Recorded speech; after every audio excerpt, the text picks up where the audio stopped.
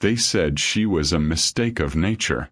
They noted that an Omega's only purpose was to serve in the shadows and die in silence. But when the broken bodies of 25 elite Alpha warriors lay scattered across the valley snow, and the survivors crawled back to their king with trembling voices and terror in their eyes, the kingdom of Silverman realized a truth that would shatter their world. Their insignificant servant was actually their greatest legend. The smallest wolf in the valley had just become the greatest threat the Alpha King had ever faced. And now, he wanted her brought before him alive. Will she escape his wrath, or will she lead a revolution? Keep watching to find out, and remember to drop a like, share, and subscribe to join the pack. In ancient times, when the Black Stone Mountains pierced the clouds and the valleys were perpetually cast in shadow, there existed the kingdom of Silverman. It was a realm built on a cruel, rigid hierarchy, a place where the strong ruled from fortresses of stone and the weak were deemed invisible, insignificant, nothing. For centuries, the law was simple. Omegas served without question, and Alphas commanded without mercy. At the peak of the highest summit stood the Palace of Black Stone, the seat of King Valerius. He was the pinnacle of Alpha dominance, a ruler whose strength was whispered to be absolute and whose laws were written in blood. No one dared to challenge the natural order. Until her. Deep in the valleys below lived Lyra. With hair like moonlight and eyes that burned like cold stars, she appeared to be just another forgotten servant. But Lyra carried a forbidden secret, a power that had awakened during her 16th year, a heat beneath her skin that she fought every day to suppress. What do you think Lyra should do next? Should she flee into the wilderness to save herself or stand and face the king's judgment to save her people? Share your thoughts in the comments below. In the depths of the Silverman Kingdom, where the mountains cast long, jagged shadows over the fertile valleys, life was governed by a single, unchanging truth. You were born into your place, and you died in it. For Lyra, that place was the humid, stone-walled kitchens of the lower valley settlement. She was an Omega, a rank that carried the weight of 1,000 years of servitude. To the Alphas who resided in the black stone fortresses above, she was less than a person. She was a ghost in a worn apron, a pair of hands meant for scrubbing pots and kneading dough until her knuckles bled. But beneath her skin, a fire was smoldering, a heat that grew more intense with every passing moon. It had begun on her 16th birthday, a subtle simmer in her veins that she initially mistook for a fever. But as the months bled into a year, the heat had transformed.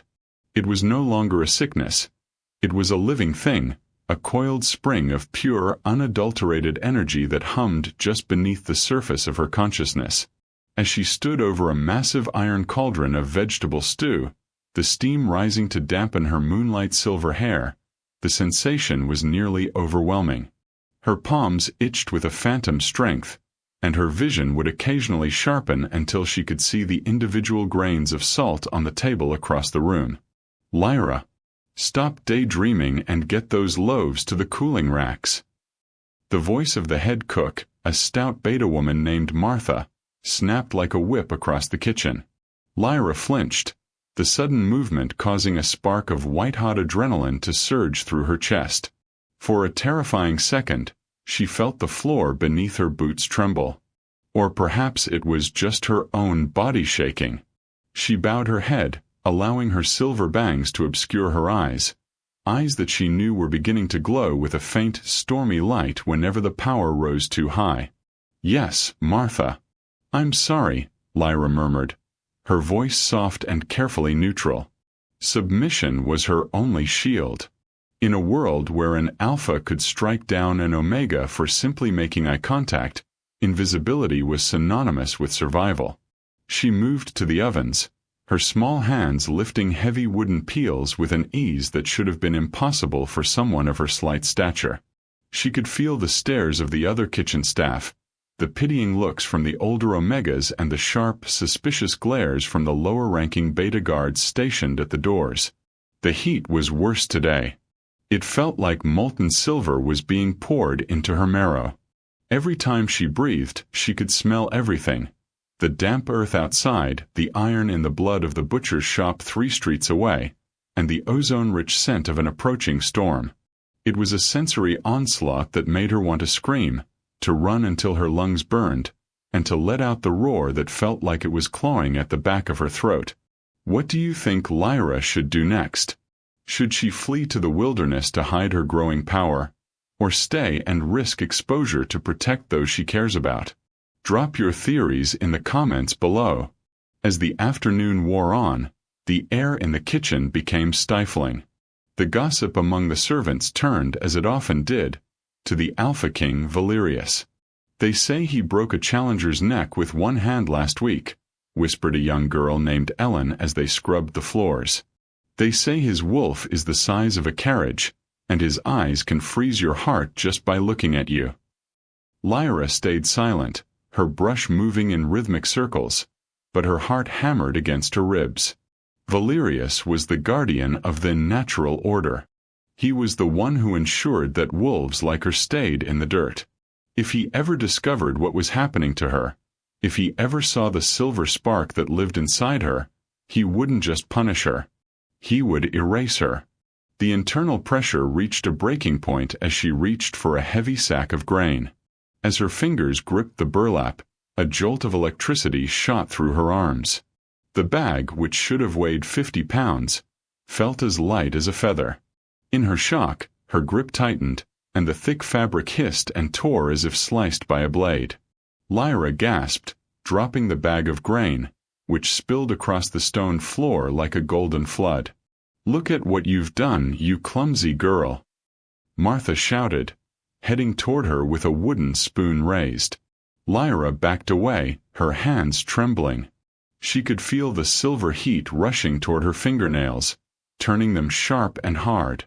Her heart was a drum, echoing the ancient rhythm of a hunt she had never experienced.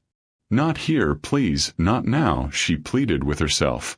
She squeezed her eyes shut, forcing the energy back down, burying it under layers of simulated fear and practiced weakness. The struggle was physical. She felt a dull ache in her bones as the power retreated, leaving her cold and drained.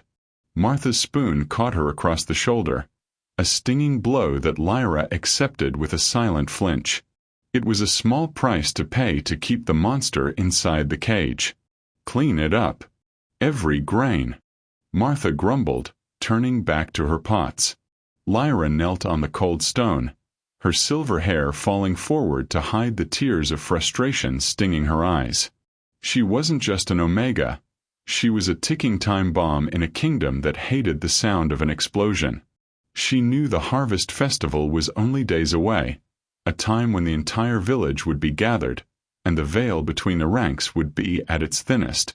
The heat was becoming a fire, and the fire was becoming a storm. She didn't know how much longer she could keep the moonlight hidden in her veins. If you're ready to see the rise of the silver wolf and find out what happens when the secret finally breaks, hit that like button, subscribe for the next chapter, and share the story with your pack. Thanks for watching. The Harvest Festival was supposed to be the one night of the year where the tension in the kingdom of Silverman eased, replaced by the scent of roasted stag and the sound of lutes. But for Lyra, the air felt thick, charged with a static that made the fine silver hairs on her arms stand on end. The valley floor was crowded with villagers dancing around a massive central bonfire, their laughter echoing off the jagged cliffs. Yet, Lyra remained on the periphery, her hands tucked into her tunic to hide the tremors that wouldn't stop. The heat inside her had reached a fever pitch. It wasn't just a simmer anymore. It was a roaring furnace. Every beat of her heart felt like a hammer striking an anvil. She watched the Alpha Guards standing on the wooden watchtowers, their eyes scanning the dark tree line with predatory boredom. They had no idea that the most dangerous thing in the valley was currently standing 10 feet away, holding a tray of cider. "You look like you've seen a ghost, Lyra," Ellen whispered, coming up beside her. The younger girl reached out to touch Lyra's shoulder, but Lyra flinched away before the contact could be made. "I'm just tired, Ellen." "The kitchens were brutal today," Lyra lied, though her voice came out as a low, strained rasp. Suddenly, the festive music died a jagged death. From the darkness of the surrounding forest came a sound that froze the blood of every wolf in attendance, a chorus of discordant, ragged howls. These weren't the disciplined calls of the king's guard. These were rogues, starving, crazed wolves who had been cast out of their packs and turned into mindless killing machines by the madness of the wild. The watchtower guards barely had time to shout a warning before the first wave of shadow flesh hit the light of the bonfire. Massive, mangy beasts with yellowed eyes and foam-flecked muzzles tore into the square. The screams of the villagers shattered the night. "The children!" Martha's voice shrieked from across the plaza. Lyra's head snapped toward the small hay bale maze near the forest's edge. 3 young children were cornered against the woodline, a pair of massive rogue wolves creeping toward them, their teeth bared in hungry anticipation. The Alpha Guards were too far away, engaged in a desperate melee in the center of the village. "No," Lyra breathed. At that moment, the dam inside her finally broke. The silver heat didn't just rise. It exploded. It felt as though her skin was being unzipped from the inside out. A blinding, white-hot light erupted from her pores, so bright that the villagers nearby were forced to shield their eyes. Her bones elongated and thickened with the sound of cracking timber. Her moonlight-silver hair grew out, turning into a thick, shimmering coat of fur that resembled polished steel under the moon. She didn't just shift. She grew. Where a small, insignificant Omega had stood, there was now a beast of myth. She stood 7 feet at the shoulder, her muscles rippling like liquid mercury. Her eyes, once a quiet gray, were now burning orbs of stormlight. The rogues turned, their hunger replaced by a primal, ancestral fear.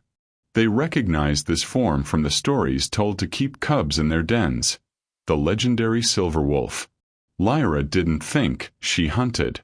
With a burst of speed that blurred the world around her, she crossed the plaza in a single heartbeat. She didn't bite, she struck. A single sweep of her massive paw sent the first rogue flying 50 feet through the air, its ribs snapping like dry twigs before it crashed through a merchant's stall. The second rogue lunged for her throat, but Lyra was a storm made manifest. She caught the beast in midair, her jaws snapping shut with the force of a falling mountain. The square went silent, save for the crackling of the bonfire and the dying whimpers of the rogues. The Alpha Guards stood frozen, their weapons lowered, their mouths agape. They looked at the massive, glowing silver predator standing over the trembling children. Lyra felt the power humming through her. A terrifying, beautiful clarity. For the first time in her life, she wasn't invisible. She was the most powerful thing in the world. But as she looked at the faces of the villagers, her friends, her neighbors, she didn't see gratitude. She saw a raw, paralyzing terror. Even the children she had saved shrank back into the hay bales, weeping at the sight of her. What do you think Lyra should do next? Should she flee to the mountains before the guards recover their senses? Or should she shift back and try to explain herself? Share your thoughts in the comments below. The silence was broken by the sharp, metallic sound of a sword being drawn. "Abomination!" one of the Alpha Guards shouted, his voice cracking with fear. "It's a demon in the shape of a wolf. Kill it." Lyra let out a low, guttural growl that vibrated through the very earth, knocking the nearest men off their feet. She could see the shift in their eyes. The shock was turning into the cold, hard resolve of the natural order. An Omega was not supposed to be strong. An Omega was not supposed to lead. To them, her existence was a sin against the laws of the pack. She looked toward the high peaks, toward the black stone fortress where she knew King Valerius would soon hear of this night. The secret was gone. The moonlight was out. With a final, mournful howl that echoed across the entire valley, Lyra turned and leapt over the village perimeter fence, disappearing into the dark forest like a ghost made of starlight. She had saved the children, But in doing so, she had declared war on the only world she had ever known. If you're ready to see how King Valerius reacts to the news of the Silver Wolf's return, hit that like button, subscribe for the next chapter, and share the story with your pack. Thanks for watching. High above the mist-shrouded valleys, the Palace of Black Stone hummed with a different kind of energy, a cold, sharp tension that mirrored the jagged peaks surrounding it. In the great hall, King Valerius sat upon a throne carved from obsidian, his fingers tapping rhythmically against the armrest. He was a man of immense presence, his shoulders broad and his eyes the color of a winter sea. Beside him, his advisors paced like caged animals, their voices hushed but frantic. The doors to the hall swung open with a heavy thud, echoing against the vaulted ceiling. Captain Garrett, one of the king's most decorated commanders, stumbled in. He was a man who had faced giants and northern raiders without flinching, but today his face was the color of ash, and his hands trembled as he knelt before the throne. "Speak, Garrett," Valerius commanded, his voice a low rumble that seemed to vibrate the very floor. "I am told the valley harvest was interrupted by more than just rogues." "My king," Garrett began, his voice cracking. "The rogues they were slaughtered. But not by your guards. An Omega, a girl from the kitchens named Lyra, she shifted. But it was not a normal shift, sir. She became a beast of legend. A silver wolf, the size of a warhorse, with eyes like a thunderstorm. She tore through the rogues as if they were made of paper." A heavy silence fell over the court. The advisors stopped pacing, their faces pale. The legend of the Silver Wolf was a ghost story used to frighten alphas, a tale of an ancient bloodline that could rival the power of the throne. To hear that it lived within the body of a lowly Omega was more than a shock. It was an insult to the divine order of their world. An Omega? One of the elder counselors spat, his voice trembling with rage. "Impossible. The laws of nature do not allow such a thing. It is a mutation, an abomination. If this girl truly possesses such power, she is a walking heresy. She must be purged before the other lowbloods see her as a symbol." Valerius remained silent, his gaze fixed on the distance. He remembered the old scrolls, the ones his father had hidden away, which spoke of a time when the Silver Wolves were the protectors of the realm, not its enemies. But those times were dead, buried under centuries of alpha rule. "She saved the children, didn't she?" Valerius asked quietly. Garrett nodded. "She did, sire. But then she turned on the guards when they tried to restrain her. She let out a howl that knocked grown men to their knees before vanishing into the crags. The people are terrified. They are calling her a demon." The king stood, his sheer height casting a long shadow over the hall. The air in the room grew heavy, the scent of cedar and ozone thickening as his own alpha aura flared. "The law is clear. No wolf may possess power that challenges the crown. An Omega who shifts into a forbidden form is a threat to the stability of every pack in Silverman. If she is allowed to live, the hierarchy will crumble." He turned to his high commander. "Assemble 50 of our elite trackers and warriors. Tell them to arm themselves with silver-tipped spears and heavy netting. I want her found. I want the demon of the valley erased from the memory of this kingdom." "Sire," Garrett hesitated, "if she is as powerful as I witnessed, 50 men might not be enough to contain her." Valerius looked at him, a cold, hard light in his eyes. "Then tell them not to contain her. If she resists, and she will, bring me her head. Let it be a reminder to all that rank is absolute, and no hidden spark can outshine the son of the Alpha King." As the warriors prepared to depart, their armor clanking in the courtyard below, the king returned to his throne. But for the first time in his reign, a flicker of doubt gnawed at his mind.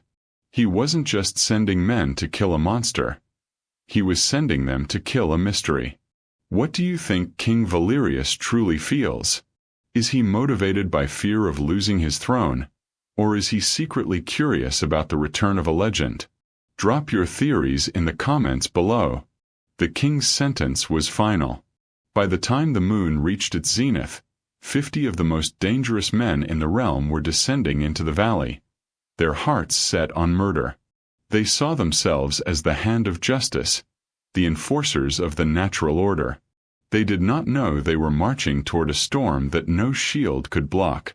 Lyra, meanwhile, sat in the dark mouth of a cave high in the crags, watching the torchlight of the approaching army move like a glowing snake through the trees below.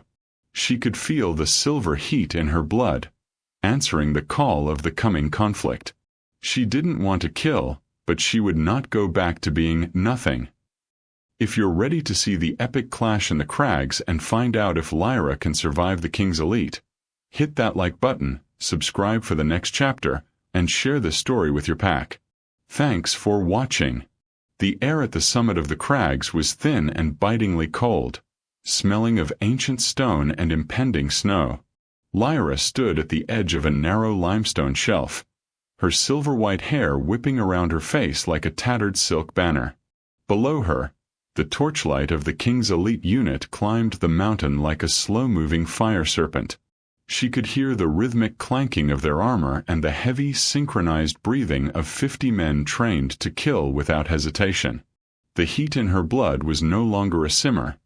It was a rhythmic pulse, a war drum beating against her ribs. She looked at her hands, small, calloused from kitchen work, and felt the silver energy vibrating just beneath the surface. She didn't want this. She wanted her quiet life, her pots, and her hidden dreams. But as the first arrow hissed through the dark and splintered against the rock beside her head, she realized that Lyra, the kitchen maid, was dead. The silver wolf was all that remained. Lyra of the valley. Captain Garrett's voice boomed, amplified by the natural stone amphitheater of the cliffs. By order of King Valerius, you are sentenced to death for high heresy and the practice of forbidden arts. Surrender now, and your end will be swift. Lyra didn't answer. She let out a breath that came out as a silver mist. She stepped back into the shadows of the cave mouth and let the change take her. It was faster this time, less like a breaking of bones and more like a homecoming. With a silent, blinding flash of moonlight, the massive silver predator emerged from the dark. The warriors reached the plateau, fanning out in a practiced semicircle. They were the king's finest, armed with spears tipped in rare blue silver and nets woven with iron filigree. When they saw her, even the bravest among them faltered. She was larger than the rogues, her fur shimmering with an ethereal luminescence that made the torches seem dim and dirty. Fire! Garrett roared. A volley of silver-tipped bolts whistled through the air. Lyra moved. She was a blur of mercury, weaving between the projectiles with a grace that defied the laws of physics. She didn't growl. She struck with the silent efficiency of a falling star. Her first lunge carried her into the center of the front line. A single swipe of her paw, claws extended like obsidian blades, shattered 3 shields and sent the men behind them flying into the rock wall. The battle became a chaotic swirl of steel and silver fur. The warriors tried to use their nets, throwing the heavy iron mesh to entangle her limbs, but Lyra anticipated their movements. She leapt over the first net, caught the second in her jaws, and yanked it with such force that the 2 men holding it were hurled off their feet and into the abyss of the cliffside. Blood began to stain the pristine snow, not Lyra's but the Alpha's. She was careful, hitting with enough force to incapacitate, to break limbs and shatter resolve, but avoiding the killing bite where she could. Even in her fury, the heart of the girl who had fed the village strays remained. Form a phalanx. Garrett screamed, desperation bleeding into his tone. Hold the line.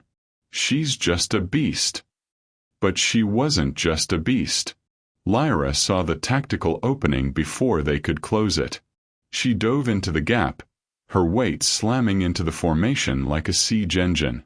Spears snapped against her hide, the silver tips failing to penetrate the magical density of her fur. She let out a roar then, a sound so primal and powerful that the mountain itself seemed to groan in response. The sonic shockwave sent a dozen men sprawling, their ears ringing, their weapons forgotten in the snow. Do you believe Lyra is intentionally sparing the lives of the king's men, or is she simply so powerful that she doesn't need to kill to win? Drop your theories in the comments below. By the time the moon began its descent, the plateau was a scene of utter devastation. 25 warriors lay groaning in the red-stained slush, their armor crumpled and their spirits broken. The remaining 25 stood in a ragged circle, their spears trembling. They had been sent to hunt a monster, but they had found a goddess of war. Captain Garrett looked at his broken unit, then up at the silver wolf. Her chest heaved, her eyes glowing with a terrifying, calm intelligence. She hadn't sustained a single scratch. She could have slaughtered them all in the first 10 minutes, and the realization hit Garrett like a physical blow. Retreat, Garrett ordered, his voice hollow. Back to the fortress. Move. The survivors didn't need to be told twice. They gathered their wounded and scrambled back down the treacherous paths, leaving their discarded weapons behind. Lyra stood at the edge of the cliff, watching them go. She shifted back into her human form, shivering as the cold mountain air hit her bare skin. She wrapped herself in a discarded fur cloak, her moon-colored hair falling over her face. She had won the battle, but she knew she had lost her anonymity forever. She was no longer a secret. She was a challenge to the throne. If you're ready to see how King Valerius reacts when his broken army returns with news of their defeat, hit that like button, subscribe for the next chapter, and share the story with your pack. Thanks for watching. The silence that greeted Captain Garrett upon his return to the Palace of Blackstone was more deafening than the roar of the silver wolf. When the doors to the throne room creaked open, the sight was haunting. 25 warriors limping, bloodied, and leaning on broken spears, while the other 25 were carried on stretchers. These were the king's elite, the invincible hand of the crown, and they had been dismantled by a single girl. King Valerius did not rise from his throne. He sat perfectly still, his chin resting on a closed fist, his sea-cold eyes scanning the broken men.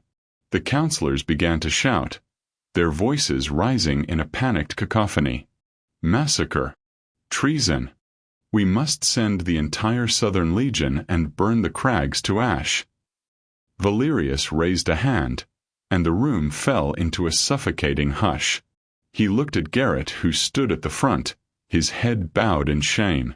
You were sent to bring me her head, Garrett, the king said, his voice dangerously low. Instead, you bring me broken shields and tales of ghosts. She is no ghost, sire, Garrett whispered, his voice trembling with a mixture of fear and awe. She is a force of nature. She could have killed us all, every last one of us. I saw it in her eyes. She chose to let us live. She moved through us like moonlight through trees. No armor can stop her. No spear can catch her. One of the high counselors stepped forward, his face flushed with purple rage. She is a monster that mocks our laws. If an Omega can defeat 50 Alphas, our entire civilization is a lie. Sire, you must decree her execution by dragonfire or siege. She must be erased.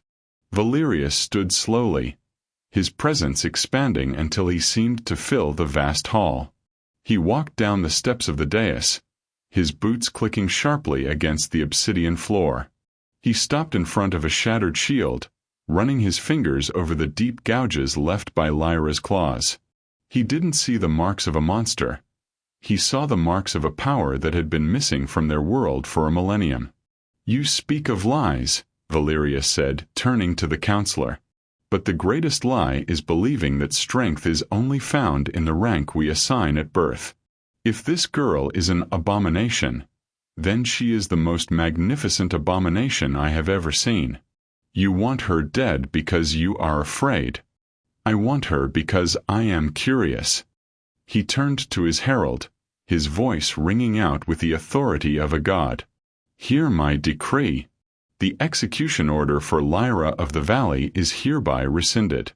Any warrior who raises a blade against her without my express command will forfeit their life." A gasp rippled through the court. The counselors looked at each other in horror. "Sire, you cannot mean to let her go free." "I did not say she was free," Valerius countered, a sharp, predatory glint appearing in his eyes.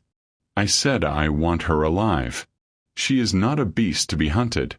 She is a legend that has returned to my doorstep. I want to see this silver wolf for myself. I want to know if she is the end of my kingdom or the beginning of a new one." He looked back at Garrett. "Take a messenger. Send word to the valley. Tell the girl that her king calls for her. Tell her that if she comes willingly, her village will be spared from the restructuring the council is demanding. Give her 7 days to stand before this throne. If she refuses, then we will see if she can defeat a king as easily as she defeated his captains." Do you think King Valerius is genuinely curious, or is this just a tactical move to lure Lyra into a trap where her power can be neutralized? Drop your theories in the comments below. The word spread through the palace like wildfire. The Omega who broke the army was being summoned, not as a prisoner, but as a guest of the crown. To the Alphas, it was a scandal. To the Omegas working in the palace shadows, it was the first spark of hope they had felt in centuries. In the quiet of his private chambers, Valerius stood by the balcony, looking out toward the crags. He held an ancient coin in his hand, stamped with the image of a wolf and a moon. It was a relic of the old guard, the silver wolves who once stood beside the kings as equals. "Come to me, Lyra," he whispered to the wind. "Let us see if you are the storm that breaks the mountain or the one that clears the air." If you're ready to see if Lyra accepts the king's dangerous invitation, hit that like button, subscribe for the next chapter, and share this story with your pack. Thanks for watching. The 7th day of the king's ultimatum arrived with a heavy, suffocating fog that clung to the valley floor. In the center of the village square, where the charred remains of the bonfire still marked the site of the rogue attack, a small group of the king's messengers waited. They were led by Captain Selene, a woman known for her stoic nature and unwavering loyalty to Valerius. She did not bring a battalion, she brought a choice. Lyra emerged from the tree line like a ghost stepping out of a dream. She wore a simple, travel-worn tunic and trousers, her moonlight hair tied back with a strip of leather. She looked small, painfully small, compared to the stories of the silver beast that had decimated 50 men. But as she walked toward the center of the square, the villagers parted like the Red Sea. They didn't see a kitchen maid anymore. They saw a walking storm. "Lyra of the Valley," Selene announced, her voice echoing in the damp air. "I come with the word of King Valerius. The sentence of death has been lifted. He summons you to the Palace of Black Stone to answer for your power.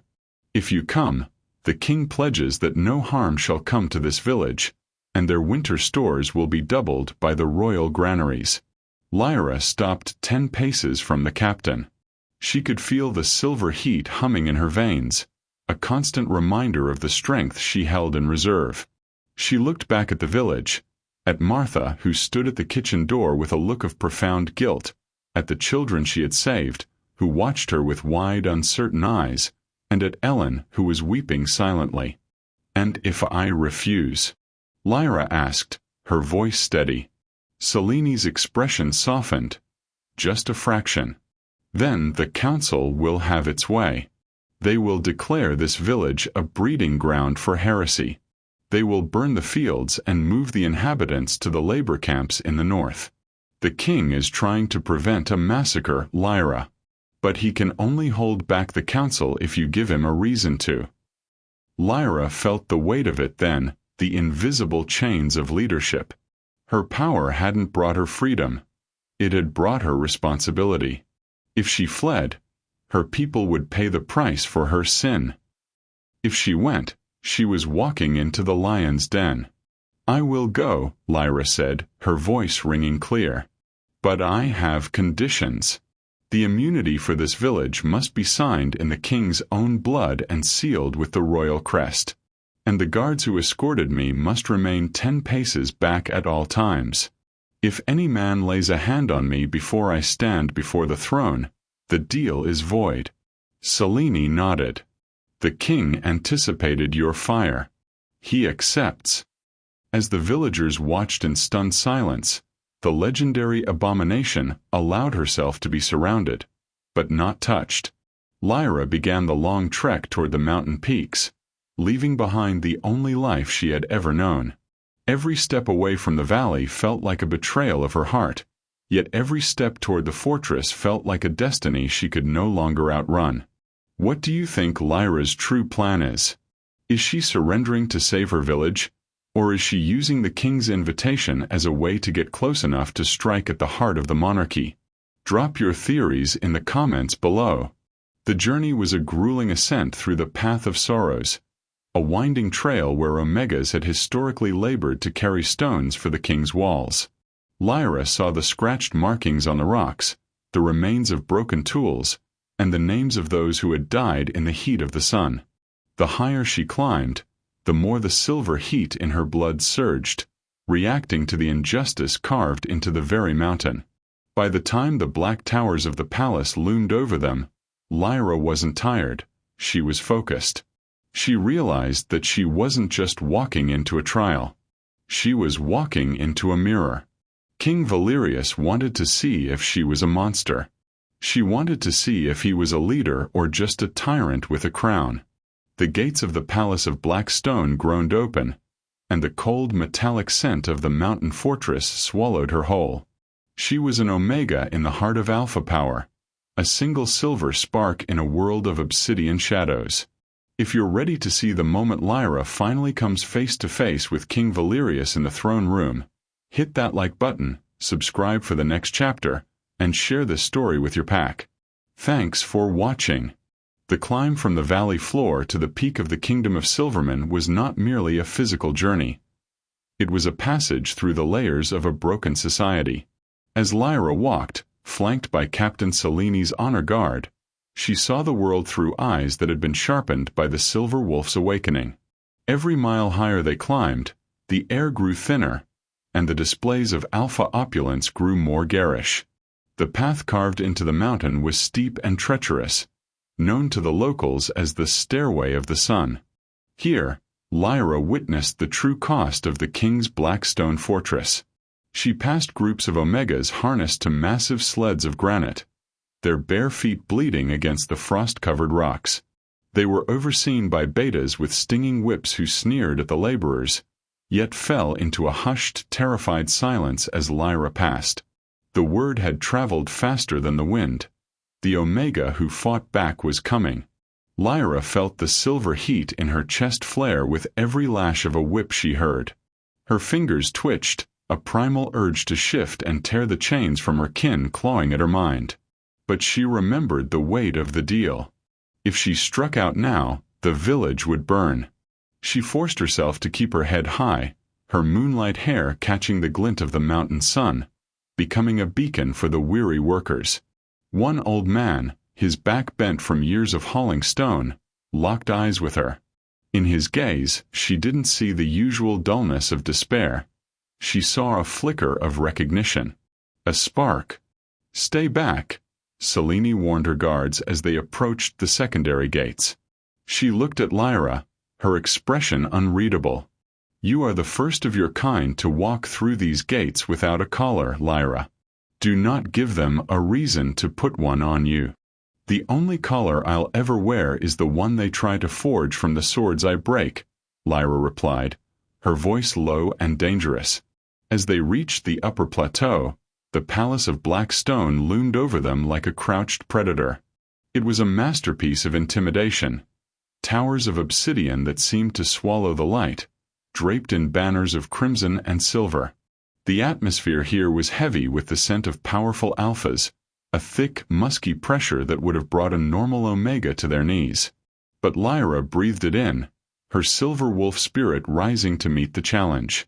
To her, the scent didn't represent strength. It represented a stagnant air that needed a storm to clear it. They entered the outer courtyard, where hundreds of warriors had gathered to see the abomination. The silence was absolute. These were men who had spent their lives believing they were the pinnacle of creation, yet they looked at the small, moon-haired girl with a fear they couldn't hide. Lyra didn't flinch. She walked with a predator's grace, her boots clicking rhythmically against the polished stone, her eyes fixed forward. She wasn't just walking into a palace. She was infiltrating a fortress of lies. Do you think the Omega's Lyra passed on the mountain will rise if she succeeds? Or is the fear of the Alpha King too deeply ingrained in their souls? Drop your theories in the comments below. The final ascent took them up the great staircase, leading to the heart of the mountain. Every step was flanked by the king's personal guard, their spears crossed in a display of wary dominance. As the massive obsidian doors of the throne room came into view, Lyra felt the heat in her blood reach a crescendo. It wasn't a fever anymore. It was a steady, radiating power that told her she was exactly where she was meant to be. Selene stopped at the threshold, turning to Lyra. Behind these doors sits a man who has never been told no. He is not just your king. He is the Alpha of Alphas. Remember the deal, Lyra. For your village. For your life. I remember, Lyra said, her storm-gray eyes flashing with a sudden silver light. But he should remember that even the highest mountain can be leveled by the earth shifting beneath it. The doors began to groan open, revealing a hall of shadows and firelight, and at the far end, the silhouette of the man who had ordered her death. If you're ready to see the epic confrontation between the Silver Wolf and the Alpha King, hit that like button, subscribe for the next chapter, and share this story with your pack. Thanks for watching. The obsidian doors of the great hall swung open with a sound like grinding tectonic plates. Lyra stepped onto the polished floor, her boots echoing in a room so vast the ceiling was lost to shadows and smoke. Hundreds of high-ranking alphas and betas lined the walls, their scent a thick, suffocating wall of aggression and territorial dominance. At the far end, seated on a throne that looked like it had been birthed from the mountain itself, was King Valerius. He was even more imposing than the stories suggested. His presence was a physical weight, an invisible tide that demanded every knee in the room buckle. But as Lyra walked down the long central aisle, she did not lower her head. The silver heat in her blood surged to the surface, manifesting as a faint ethereal glow that clung to her skin like morning mist. The alphas she passed recoiled, their instincts screaming at them that the insignificant girl walking past was, in fact, an apex predator. Lyra reached the foot of the dais and stopped. The silence was absolute, broken only by the crackle of the torches. "Kneel," a high-ranking counselor hissed from the king's right side. "You stand before the king of Silverman, Omega. Show the respect your blood demands." Lyra's gaze remained fixed on Valerius. "My blood has spent 16 years showing respect through silence and labor," she said, her voice clear and resonant. "Today it demands something else. I will not kneel to a man who sends 50 warriors to murder a girl for the crime of saving children." A collective gasp rippled through the hall. Swords cleared scabbards by an inch, and the king's personal guard tensed. Valerius raised a single hand, and the room froze. He leaned forward, his sea-cold eyes searching Lyra's face. He didn't look angry, he looked fascinated. "You speak of justice, Lyra of the Valley," Valerius said, his voice a rich, dark baritone. "But the laws of this kingdom are designed to prevent chaos. An Omega with the power of a legend is the very definition of chaos. Tell me, why should I not finish what my warriors started? Why should I allow a threat to the natural order to draw another breath?" Because your natural order is a lie built on fear, Lyra countered, stepping closer to the dais. You call me a threat because I prove that strength isn't a birthright. You say I mock the laws, but your laws mock the spirit of the wolf. A wolf protects the pack. I saved the children. Your guards were too slow to reach them. I spared the warriors you sent to kill me. If I am an abomination, then perhaps it is the crown that has lost its way. Blasphemy! The counselor shrieked. Sire, let me tear out her tongue. Silence! Valerius roared.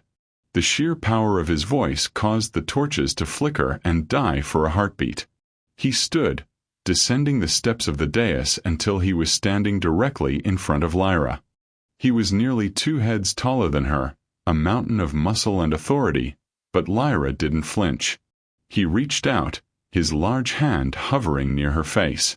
For a moment the court held its breath, expecting him to crush her throat. Instead, he gently tucked a stray strand of her moonlight hair behind her ear. His touch was electric, sparking a reaction from the silver wolf within her. Her eyes flashed a brilliant stormy silver, and the temperature in the room seemed to drop. You have fire, Valerius whispered, so low only she could hear. And you have truth. But truth without a throne is just a scream in the wind. Do you believe Lyra's defiance is a sign of true leadership, or is she playing a dangerous game that could end in her execution? Drop your theories in the comments below. He turned back to the court, his voice booming. The girl is right. She is no demon. She is the return of the silver blood, a lineage this kingdom has mourned for 1,000 years. To kill her would be to kill our own history. But to let her go would be to invite rebellion. He looked at Lyra, his expression hardening into a mask of royal resolve. I offer you a pact, Lyra. You will remain in this palace for 1 year. You will serve as a warrior of the crown, and in return, I will grant your village immunity and double their rations. But more importantly, you will have the right to train any Omega who shows a spark of the old power. If after 1 year you have proven that your strength can coexist with the crown, you will be granted your freedom and a seat on the High Council. The hall erupted in protests, but Valerius ignored them. He held out his hand to Lyra. Do we have a covenant, Silver Wolf? Lyra looked at his hand, then at the room full of alphas who hated her. She saw the path ahead. It was covered in thorns and blood. But it was the only path to the world she dreamed of. She placed her small hand in his, and the silver glow flared so brightly it illuminated the entire hall. We have a covenant, she said. If you're ready to see how Lyra begins her transformation from a valley servant to a revolutionary leader, hit that like button, subscribe for the final chapter, and share this story with your pack. Thanks for watching. The transition from the kitchen fires to the training grounds of the Black Stone Palace was not a quiet affair. As the first light of dawn touched the obsidian spires, Lyra stood in the center of the royal barracks. She no longer wore the tattered tunic of a valley servant. Instead, she was clad in light, flexible armor of boiled leather and silver filigree, a gift from the king's own armory. Around her, the air hummed with attention so thick it felt like a physical weight. Across the yard, a group of beta and alpha warriors watched her with a mixture of resentment and curiosity. They had seen her standing beside King Valerius during the covenant ceremony, but to them she was still an Omega, an anomaly that needed to be put in its place. The king says you are a warrior, a towering beta named Kale mocked, stepping forward and drawing a practice blade.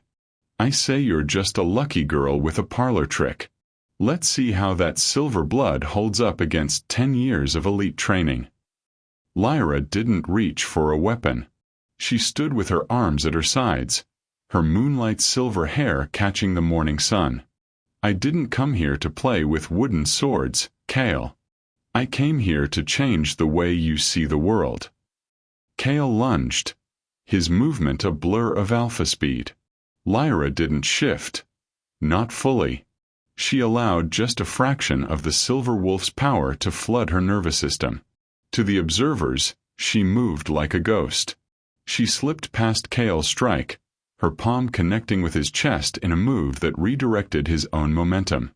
The massive warrior was sent sprawling into the dirt, gasping for breath. Again, Lyra said, her voice calm and cold. 4 hours, she faced the skeptics. One by one, the warriors who had looked down on her were forced to acknowledge a terrifying truth. Lyra wasn't just strong, she was efficient. She moved with a predatory grace that made their rigid traditional forms look clumsy. But the true turning point came when a group of palace Omegas, those who scrubbed the floors and carried the water, gathered at the edge of the yard. Lyra stopped her sparring and turned toward them. She saw the fear in their eyes, but beneath it, she saw the spark she had been looking for. She walked toward a young boy holding a heavy water bucket. He trembled as she approached, but she simply took the bucket from him and set it down. "You have the heat in your veins, don't you?" she whispered. The boy's eyes widened, and he nodded slowly. Lyra turned back to the crowd of alphas. "This is the first of my students. From this day forward, the labor of the Omegas ends when the sun reaches its peak. From then until dusk they train with me." From a high balcony overlooking the grounds, King Valerius watched the scene unfold. He didn't intervene when his commanders grumbled, nor did he smile. He simply watched Lyra lead the first group of Omegas into the center of the yard, teaching them how to find the power they had been told was a curse. Do you believe King Valerius truly wants to help Lyra, or is he just looking for a way to weaponize her power and her new army? Drop your theories in the comments. As the months passed, the kingdom of Silverman began to transform. It wasn't an easy transition. There were assassination attempts, political skirmishes, and moments where the natural order threatened to snap back like a coiled spring. But Lyra remained at the center of the storm. She became a bridge between the old world and the new, a warrior who led not through fear, but through the shared strength of those who had once been invisible. The year of her covenant was drawing to a close, but Lyra knew she would never truly leave. She had walked into the palace as a prisoner of fate, but she would stay as a master of her own destiny. Beside her, King Valerius had changed as well. The cold sea of his eyes had thawed, replaced by a deep, begrudging respect for the girl who had forced him to see the truth. On the final night of her year of service, Lyra stood on the highest balcony of the Blackstone Palace. She looked down at the valley, where the lights of her village burned bright and safe. She felt the silver heat within her, no longer a hidden secret but a roaring fire that illuminated the darkness. "The invisible are finally seen," she whispered to the wind. The era of the silver wolf had begun, and the foundations of Silverman would never be the same again.